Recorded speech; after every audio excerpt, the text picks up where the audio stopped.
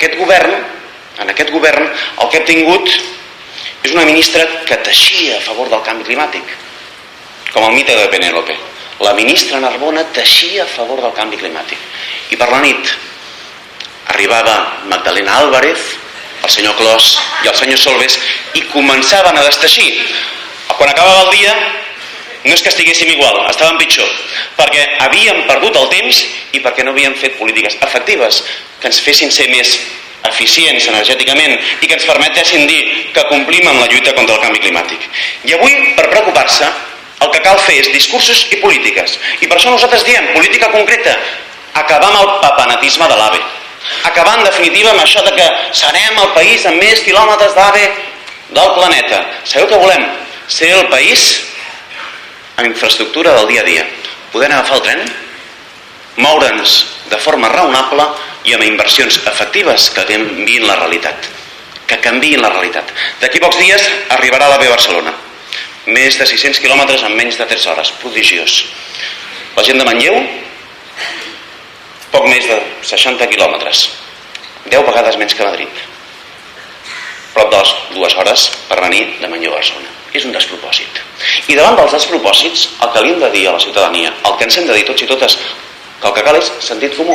I sentit comú vol dir el Pla 2014, el que ha treballat la gent de l'Associació per la Promoció del Transport Públic, fent-lo nostre, assumint-lo, però assumint-lo com a prioritat, no com un element epidèrmic que ens l'afegim, tot i que no haguem fet gaire sobre Rodalies, per després despreocupar-nos sobretot de més autovies i més autovies. Això és el que haurem de fer. I el que haurem de situar precisament és que la infraestructura de la quotidianitat ens millora la qualitat de vida de la gent. Que la infraestructura de la quotidianitat, a més, ha d'estar al servei de les persones amb la mobilitat reduïda, permetent, en definitiva, que tothom es pugui moure, garantint que els desplaçaments són raonables. I que això, a més, és efectiu i eficaç contra la lluita envers el canvi climàtic.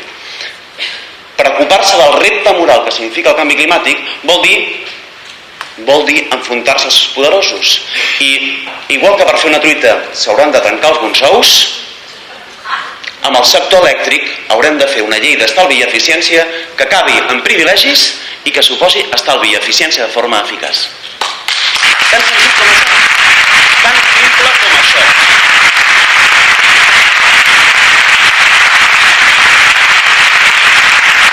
I els hi haurem de dir als governants, a les empreses, i ens haurem de dir com a ciutadans que el nostre compromís en la lluita contra el canvi climàtic voldrà dir canviar hàbits.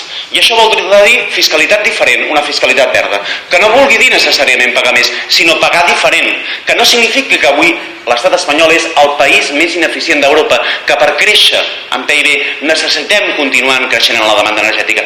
No passa a cap país de la Unió Europea.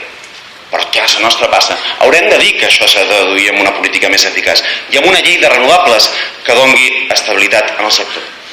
I el quart dels reptes, el de l'ètica, el de l'economia al servei de la gent, el de l'ecologia com un compromís moral, li haurem d'afegir el de la necessitat d'un altre estat plurinacional, d'un estat que avanci reconeixent la realitat plurilingüística i pluricultural amb un element fonamental, l'Estatut per canviar la realitat, el desplegament de l'Estatut per complir la llei, però canviar la vida quotidiana de la gent. I l'Estatut entenent que és un pas més, que amb l'Estatut no s'esgoten totes les nostres aspiracions nacionals, però que amb l'Estatut tenim un instrument poderosíssim per avançar cap a allò que volem.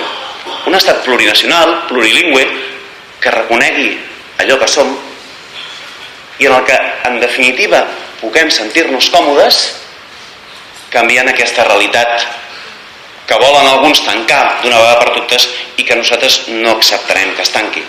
El senyor Pepe Blanco deia: amb les reformes estatutàries s'ha acabat les reformes d'estat. I des d'Iniciativa direm que no. Que li direm que no a la dreta descarada del Partit Popular, però li direm que no amb una esquerra complexada en model d'estat que vol tancar la carpeta i que no en parlem més.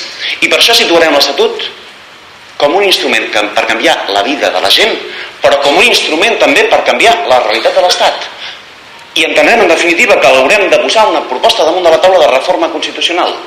30 anys després de la Constitució no és immodificable. I com que tenim interessos centralistes que volen reinterpretar la Constitució amb un sentit centralitzador, nosaltres posarem damunt de la taula una reforma constitucional que garanteixi la laïcitat de l'Estat, però que garanteixi precisament la realitat de l'Estat, la plurinacional, la plurilingüística, la pluricultural, allò que no s'ha fet en